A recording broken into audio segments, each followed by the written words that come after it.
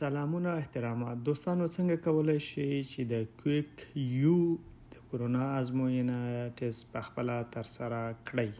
اول لاسونه مو پریمنځئ او ځان مطمئن کړئ چې لاسونه مو وچ شوي اوسي مخکې له دې چې ازموینه تر سره کړئ.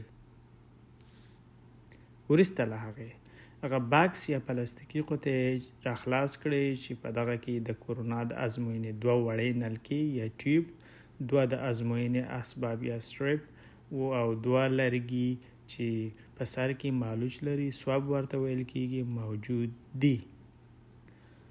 وروسته له هغې یوه نلکه په خپل ځای کې نصب کړئ او سر یعنی سرپوښ یې ترې لرې کړئ. همدارنګه هغه لرګی یا سواب د خپل پلاستیکي یا د کاغذ څخه بیرون کړئ او احتیاط وکړئ چې د نورو شیانو سره تماس ونه نیسي. په قراره هغه لرګی چې سر کې مالوچ لري د پوزې یو طرف کې داخل کړئ او 4 ځلې د پوزې د دیوالونو سره ومخئ، تماس ورته ورکړئ او همدارنګه عین عمل د پوزې بل اړخ کې یا بل طرف کې تکرار کړئ.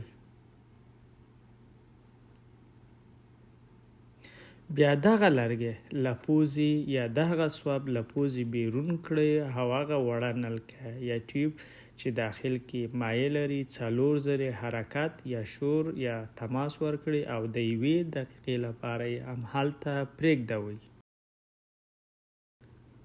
وروسته له 1 دقیقې دغه لرګی یا سواب کثافت دانې یا باطله دانې ته واچوئ.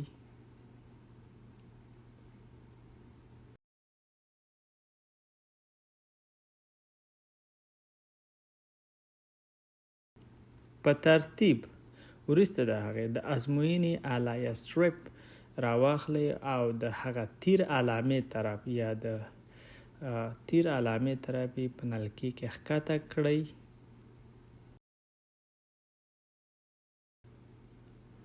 دغه سټریپ یا هغه د ازموینې آله په نلکه کې د 10 دقیقو لپاره پرېږدئ. وروسته له 10 دقیقو که دغه ازموینې آله یا سټریپ کاغذ یا کاغذي شکل لري بیرون کړئ له نلکې څخه. وروسته وګورئ که چیرې آسماني یعنی آبي رنګ کرښې ولیدل شوه په دې معنی چې تاسو کرونا نه لرئ او ټیسټ مو منفي دی. او که چیرې دغه آسماني یعنی شنې کرښې لاندې یو ګلابي کرښه هم ولیدل شوه او یا ولیدل شي په دې معنی چې ستاسو کرونا ټیسټ مثبت دی. وروسته د هغې هر څه ټیسټ مو تکمیل کړه، هر څه اسباب او د کیټ شیان باطله دانې ته وغورځوئ.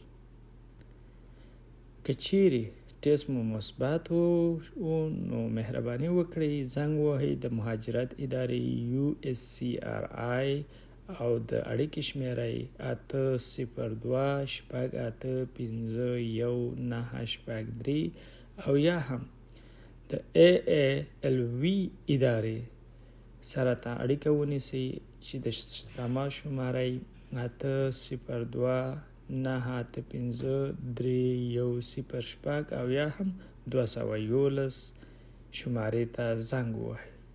مننه.